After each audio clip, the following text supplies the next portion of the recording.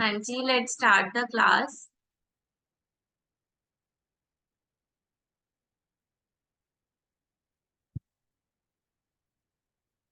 हाँ जी, हमारे 6 चैप्टर जो है वो कंप्लीट हो चुके हैं। Now we go to the chapter number 7, that is international financial market and portfolio investment.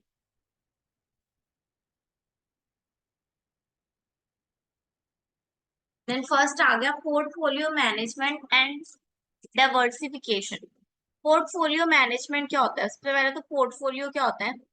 हम क्या कर रहे हैं, हम एक बास्केट के अंदर, आप समझ लो एक बास्केट के अंदर हम सारे अलग अलग फ्रूट्स रख रहे हैं। ठीक है, एक बास्केट तैयार कर रहे हैं और जिसमें सारे अलग अलग फ्रूट्स रख रहे हैं। एक बास्केट तैयार कर रहे हैं जिसमें विटामिन सी, मिनरल, प्रोटीन, ये सब रख रहे हैं, जिससे हमें बेनिफिट्स जो हो अलग अलग हो।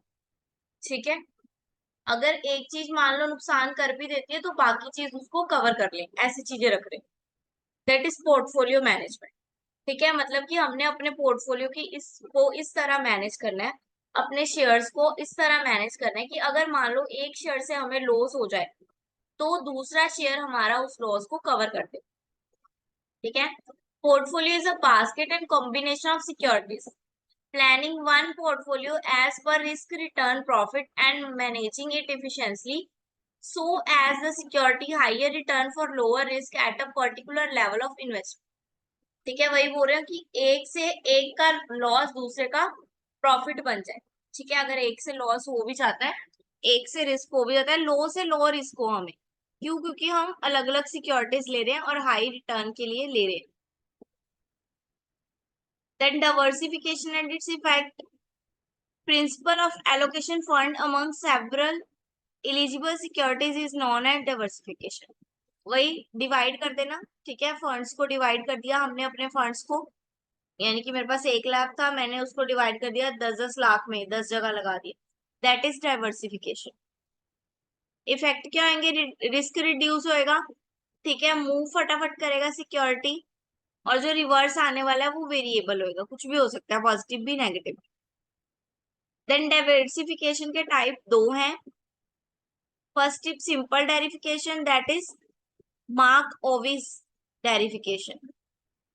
फर्स्ट सिंपल डेविएशन को नेव डेविएशन भी बोलते हैं। इसमें क्या है, industries in a portfolio to reduce statistical error of choosing wrong company, but it also has some limit like purchase of bad stock. Simple diversification है, इसमें हम सिंपल देखेंगे, जो कंपनी ऊपर की तरफ जा रही है उसको उसके स्टॉक बाय कर ले। ठीक है, स्टैटिस्टिक्स नहीं देखना हमने, हम सिंपल देख रहे हैं, जो कंपनी ऊपर जा रही है, जिसकी ग्रोथ हो रही है, उस कंपनी के हम शेयर बाय कर रहे हैं। इससे क्या होता है, कभी कभी बैड स्टॉक भी निकलते हैं वो। ठीक है, कभी कभी उतना प्रॉफिट हमें नहीं मिलता, उतना जितना हमने कॉस्ट लगाई होती है वो ज्यादा पड़ जाती है, जितना हमें कवर नहीं होती। ठीक है, देन मार्कोविच डेरिफिकेशन, इसमें क्या है, शिकागो की ग्रेजुएट स्टूडेंट थी हैरी मार्कोविच। 1952 में उन्होंने ये थ्योरी निकाली थी। उन्होंने तो बोला था, the risk of a portfolio is a function of degree of comovement of the return of those individual asset. There should be a right number and right kind of security which are negatively correlate and not correlated to all. ठीक है, वो बोल रहे हैं उस security की kind को, उस नंबर को सिलेक्ट करना जिससे हमें रिटर्न ज्यादा हो। ये नहीं देखना वो आपस में कोरिलेट कर पा रहे हैं या नहीं, ये नहीं दो सिक्योरिटी का आपस में कोई रिलेशन है या नहीं, ये नहीं हमने देखना, इससे हमें कोई लेना देना नहीं है। ठीक है, मेन हमारा रिस्क को रिड्यूस करना है और प्रॉफिट को मैक्सिमाइज करना है। इसमें कोफिशिएंट ऑफ कोरिलेशन, एक तो पॉजिटिव, अगर प्लस में जाएगा तो पॉजिटिव है, अगर नेगेटिव में जाएगा तो माइनस कोरिलेशन।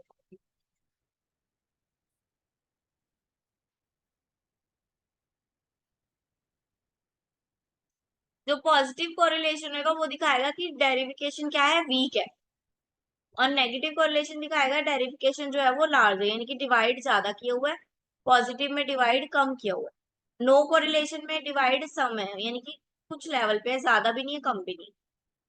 और परफेक्ट में डेविएशन ही नहीं की होगी।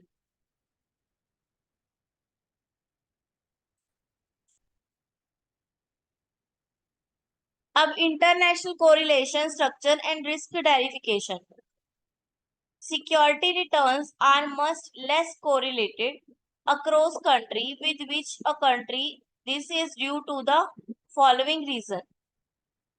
There is because economy, political, institutional and psychological factor affect security return.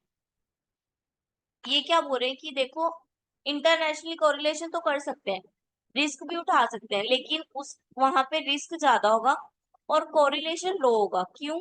क्योंकि वहां पर political structure, economic structure, institutional structure, behaviour structure सब कुछ अलग है, कुछ भी मैच नहीं करता। इस वजह से हमारा जो रिस्क है वो कम होएगा और कोरिलेशन भी कम होएगी। Then domestic, domestic versus international. Domestic में हमें थोड़ा ज्यादा मिल सकता है, ठीक है, पोर्टफोलियो अच्छा रहेगा हमारा, ठीक है, लेकिन बाहर अगर हम करते हैं तो हमारा पोर्टफोलियो रिस्की रहेगा थोड़ा।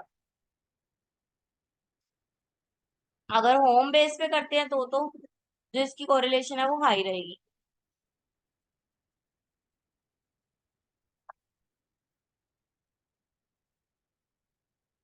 ठीक है, इन्होंने बोला होम को बेसिस को रख के हम पोर्टफोलियो क्यों बना रहे हैं, होम बेसिस यानी कि अपनी कंट्री में, डोमेस्टिक में।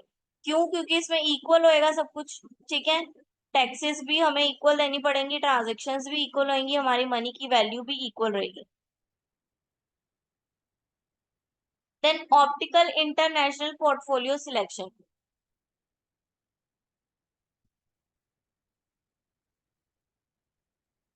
इसमें क्या होगा, different market has to be scene.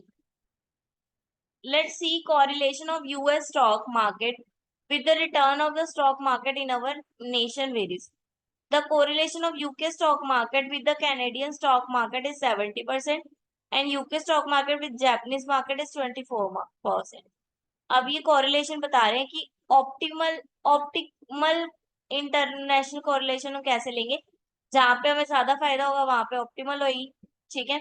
अब देखो यूएस को कैनेडियन के साथ 70% हो रहा है और यूएस को जापानीज स्टॉक में 24% हो रहा है, तो मोर डेविएशन कहाँ है, कनाडा में 70%, सॉरी जापान में, कनाडा में कम है, ठीक है, कनाडा में कम है, जापान में ज्यादा चांसेस हैं कि रिस्क कम हो और प्रॉफिट ज्यादा, ठीक है, तो वो जापान में ज्यादा पैसे लगाएगा रदर देन कनाडा।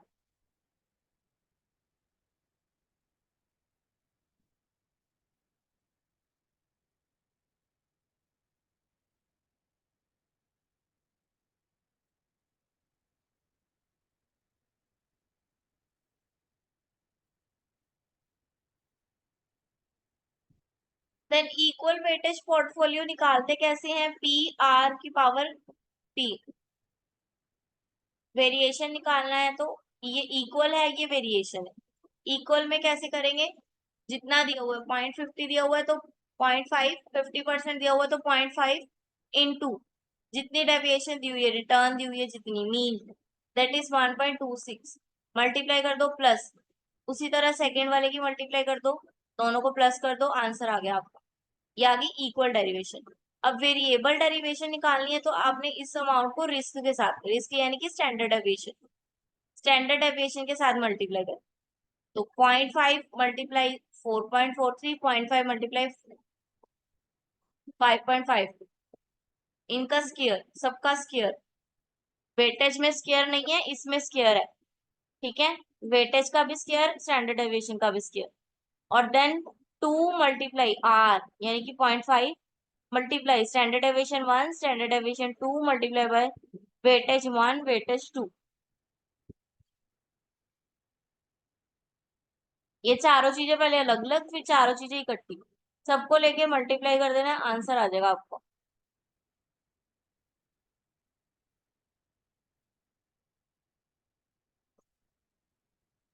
ये निकाल के दिखाए हुए सेकंड वाले का भी, अभी बताया ना, इक्वल में क्या करेंगे, 14% से मल्टीप्लाई कर देंगे, जितने भी दिया हुआ है, 0.4 मल्टीप्लाई बाय 14, 0.4 मल्टीप्लाई बाय 18, ये आ गया इक्वल के लिए। और वेरिएशन के लिए क्या करेंगे,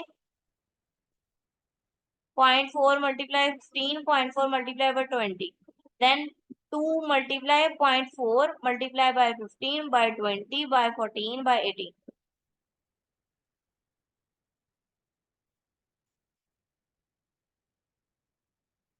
The efficient pointer. Then the efficient pointer क्या है? The efficient pointer implies that all asset and portfolio of the asset are efficient when it is having no other asset and portfolio of asset, often high expected rate with the same risk, low risk with the same high expected return. These composite assets constitute the efficient fronters. Efficient front line क्या है? उस वो line जहां पे आपका risk सबसे लो हो और रिटर्न सबसे ज्यादा हो।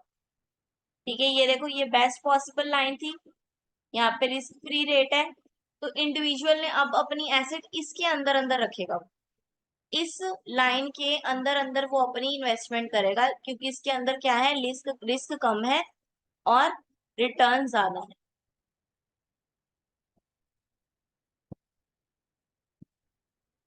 Then effect of changes in the exchange rate. यहाँ तक क्लियर है बेटा?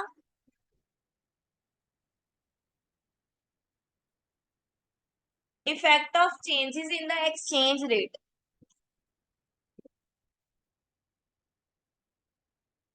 चेंज का एक्सचेंज रेट में क्या इफेक्ट आता है वो देखेंगे हम। हमें पता है कि अगर हम यूएस के साथ या किसी और के साथ डील करते हैं तो हमें उनकी करेंसी में डील करना पड़ता है। जो एक्सचेंज रेट होगा वो यूएस डॉलर के हिसाब से चलेगा। तो एक्सचेंज रेट की वजह से हमारे कितना चेंज आता है, हमारे रिटर्न में कितना चेंज आता है। तो उसका ये फॉर्मूला है are I, that is 1 + RI 1 + EI -1, RI + RI EI। RI is the local currency and E is the rate of change, जितना भी चेंज है वो।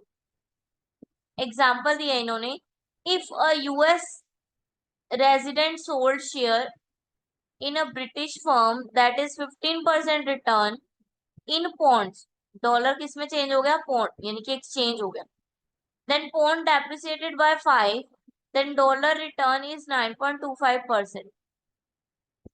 ठीक है, डेप्रिसिएट हो गया पौंड 5% से, तो वो रिटर्न डॉलर की फॉर्म में कितना आना चाहिए? 9.25 आना चाहिए। कैसे निकलेगा?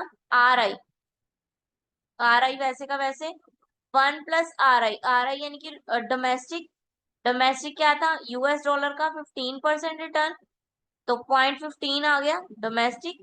देन 1 - EI, EI क्या है? Rate of exchange, that is 5% depreciated. तो 5% का बाय 100 कर लिया तो 0.05 -1, इनको सॉल्व किया तो हमारा आंसर आया 0.925।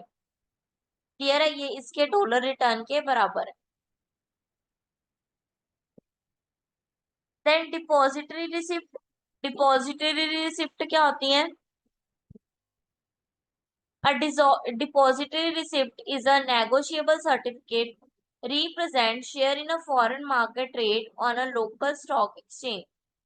They are represented by a physical certificate and trade on a national stock exchange. Depository receipt, depository receipt क्या है? जब एक कंट्री की करेंसी दूसरी करेंसी में चेंज हो रही है और उसके बदले में हमें जो रिसिप्ट मिल रही है, दैट इज डिपॉजिटरी रिसिप्ट। ठीक है, अगर वो बता रहा है कि हमारे डॉलर की इतनी वैल्यू है, आपकी इतनी वैल्यू है, हमने इसको चेंज करके आपको इतने रुपए दिए, तो अब हमारे पास सबूत भी तो होना चाहिए हमने इतने रुपए क्यों लिए हैं, बराबर अमाउंट क्यों नहीं ली। तो वो हमें एक डिपॉजिटरी रिसिप्ट इशू करके देगा, जिसमें मार्केट रेट का एक्सचेंज प्राइस भी दिया होगा और हमारी रुपीस का एक्सचेंज भी दिया होगा। देन बेनिफिट पढ़ो फटाफट, बेनिफिट पढ़ के बताओ, जो समझ में नहीं आ रहा वो पूछो।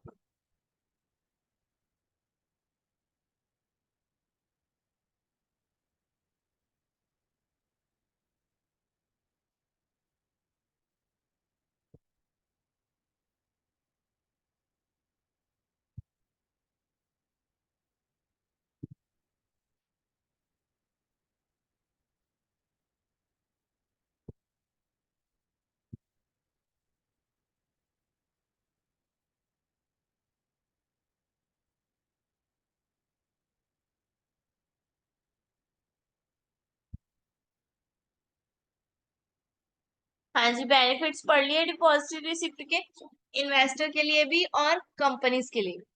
इन्वेस्टर के लिए क्या है, उसके लिए पोर्टफोलियो लगाना आसान होगा, एक्सपेंसिव कम होएगा। और कंपनी के लिए क्या है, उसको इंटरेस्ट ज्यादा मिलेगी और उसकी मार्केट में लिक्विडिटी बनी रहेगी, ट्रांसपेरेंसी बनी रहेगी, वो कभी भी डिपॉजिट कर पाएगी।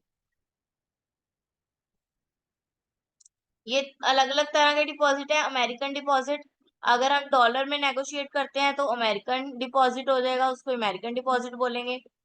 ग्लोबली अगर हम ग्लोबल में किसी भी कंट्री के साथ सोल्ड आउट कर रहे हैं तो हमारा ग्लोबल ग्लोबल डिस्ट्रीब्यूट माना जाएगा। देन बॉन्ड मार्केट आ गई।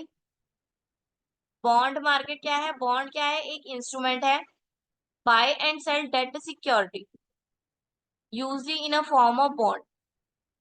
बॉन्ड क्या है, एक बॉन्ड साइन कर दिया हमने कि इतने टाइम के बाद इतनी अमाउंट हम तेरे को रिटर्न करेंगे, यानी कि डेट की सिक्योरिटी है, जो भी लोन ले रहे हैं उसकी सिक्योरिटी है कि उसके बदले में हम तुझे इतना पैसा देंगे in future, that is bond.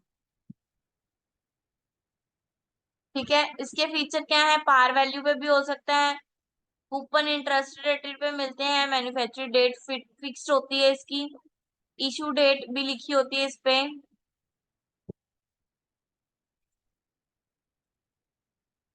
Valid of industrial bond, कहाँ कहाँ वैलिड है ये, डेट मार्केट में, फाइनेंशियल मार्केट में, फिक्स्ड मार्केट में, इश्यूज मार्केट में और चैनलाइजिंग में। देन थर्ड आ गया यूरो बॉन्ड। यूरो बॉन्ड क्या है, यूरो बॉन्ड यानी कि यूरोपियन यूरो बॉन्ड 1963 में आए थे, इसको यूरो येन कहने लगा। ये येन की फॉर्म में इशू होते हैं, जो कि करेंसी ऑफ जापान है।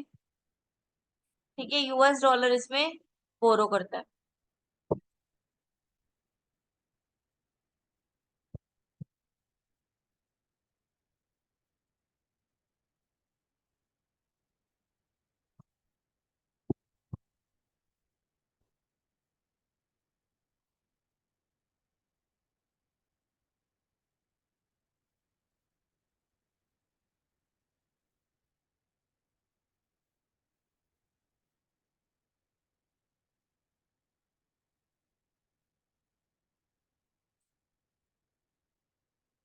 हाँ जी, यूरो बॉन्ड फिक्स्ड इंटरेस्ट पे भी है और फ्लोटिंग इंटरेस्ट पे भी है। फिक्स्ड इंटरेस्ट पे क्या होगा, जो इंटरेस्ट रेट है वो सेम रहेगा, हर बॉन्ड का इंटरेस्ट रेट जो है हर ईयर में सेम रहेगा, ईयरली चेंज नहीं होगा। और फ्लक्चुएटेड में क्या है, ईयरली आपका इंटरेस्ट का जो रेट है वो चेंज होता रहेगा, जैसे ही आपकी अमाउंट कम होती रहेगी इंटरेस्ट का रेट भी कम होता रहेगा। देन फॉरेन बॉन्ड आ गया। फॉरेन बॉन्ड यानी कि डोमेस्टिक मार्केट, जब फॉरेन की एंटिटी में एंटर करे, ठीक है, फॉरेन की मार्केट में एंटर करे, that is foreign bond. Multiple currency bond, multiple currency bond क्या है, इंस्ट्रूमेंट है, कूपन पेमेंट देते हैं, ये कूपन देते हैं हमें, ठीक है, ताकि आप इस करेंसी को यूज करो। ठीक है, डिजिटल करेंसीज देते हैं हमारे फोन में ताकि आप उस करेंसी को यूज करो।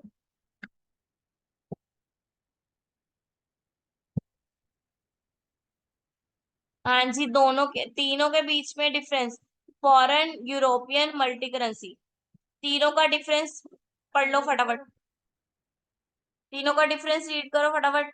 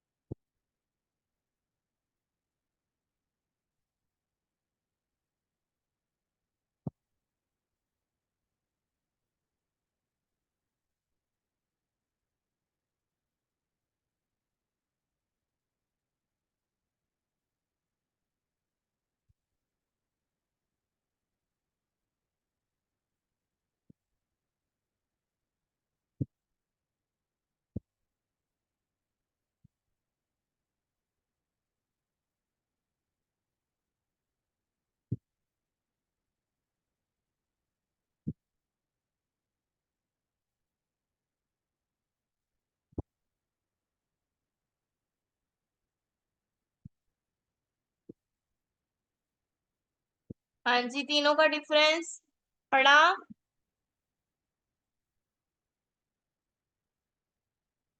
जो फॉरेन बॉन्ड है वो फॉरेन करेंसी में इशू होंगे, यूरोपियन जो है वो येन में, और मल्टीपल करेंसी है तो वो डिफरेंट डिफरेंट करेंसीज में इशू हो जाएंगे।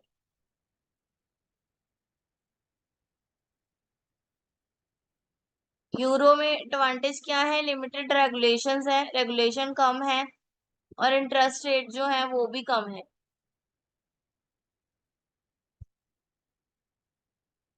मल्टीपल में क्या है, वो यूएस डॉलर और येन में इजीली कन्वर्टेबल है, आप कभी भी कन्वर्ट करवा सकते हो। देन हमारा चैप्टर 7 हमने पढ़ लिया, चैप्टर 7 हमारा कंप्लीट हो गया।